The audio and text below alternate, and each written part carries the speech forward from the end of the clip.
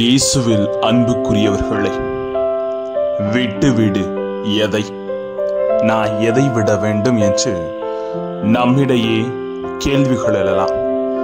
ஆனால் நம் வாழ்க்கையில் எதை பிடித்து வைத்துக் கொண்டிருக்கிறோம், எதை விட்டுவிட வேண்டும்? விட்டுவிடு என்று இறைவன் ஒரு அழைப்பினை தருகிறார்.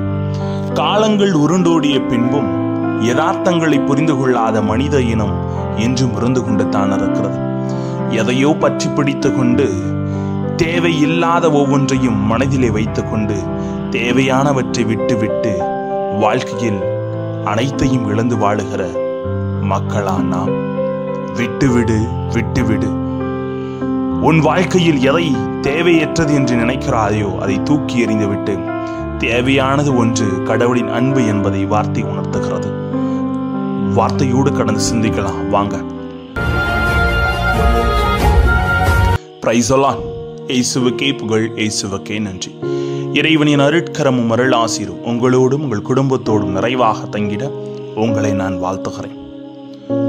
மனதில் அமைதி நிறைந்த வாழ்வு வாழ எதை பற்றி பிடித்துக் கொள்ள வேண்டும், எதை விட்டுவிட வேண்டும் என்பதை நற்செய்தி வழியாக நமக்கு இறைவன் சொல்லித்தர விரும்புகிறார். சிலவற்றை விடாதவரை வாழ்வின் உள்ளனமான விஷயங்கள் கிடைக்க வாய்ப்பே இல்லை என்றுரைக்கிறது வார்த்தை. உலக செல்வத்தை விடாமல் பிடித்துக் கொண்டிருக்கும் வரை விண்ணக செல்வம் நமக்கு கிட்டாது என்கின்றார் ஆண்டவர். இதை உணர்ந்ததை செல்வர் ஒப்புமையை பயன்படுத்தி இவ்வாறு சொல்லுகிறார். செல்வர் விண்ணுரசில் புகுவது கடினம் என நான் உங்களுக்கு உறுதியாக சொல்லுகிறேன். மத்தேயு 19:23. நங்கூரமிட்ட கப்பலோ படகோ கடலில் நகர்வதற்கு வாய்ப்பே இல்லை. கரையோடு கயிற்றால் கட்டப்பட்டிருக்கும் பரிசல் ஏரியில் மிதந்து பயணிக்க முடியாது. அதுபோல நம் மனம் உலக செல்வத்தோடு நங்கூரமிடப்பட்டிருக்கும் வரை, கட்டப்பட்டு இருக்கும் வரை நாம் ஆன்மீகத்தில் ஒரு அடி கூட எடுத்து வைக்க முடியாது.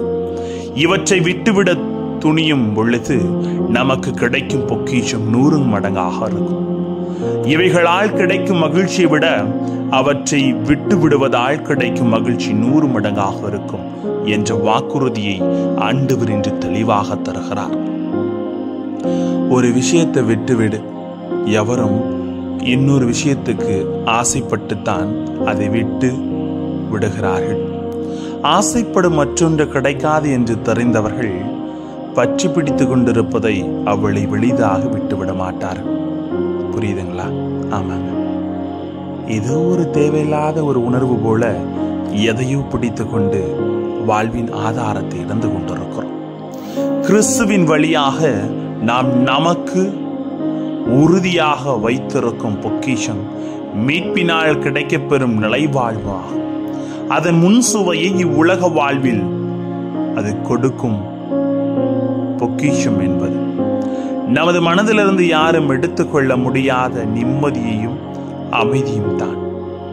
என் பெயரின் பொருட்டு வீடுகளையோ சகோதரர்களையோ சகோதரிகளையோ தந்தையோ தாயையோ பிள்ளைகளையோ நிலப்புலன்களையோ விட்டுவிட்ட எவரும் 100 மடங்காக பெறுவார் என்று மத்தேயு நற்செய்தியில் தெளிவாக சொல்லுகிறார்.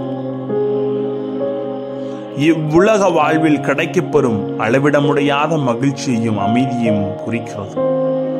அதன் பிறகே மறுவாழ்வின் கிடைக்கப்பெறுவது உரிமை பேரான நிலை வாழ்வு. மறந்து விடாதீர்கள், மறந்து இருந்து விடாதீர்கள். நம் வாழ்வில் வேடிக்கை என்னவென்றால் உலகில் இருக்கும் ஒவ்வொன்றும் நாம் அனைவரும் புரிந்து வாழ கற்றுக்கொள்ள வேண்டும் என்பதை தான் ஆண்டவர் சொல்லுகிறார்.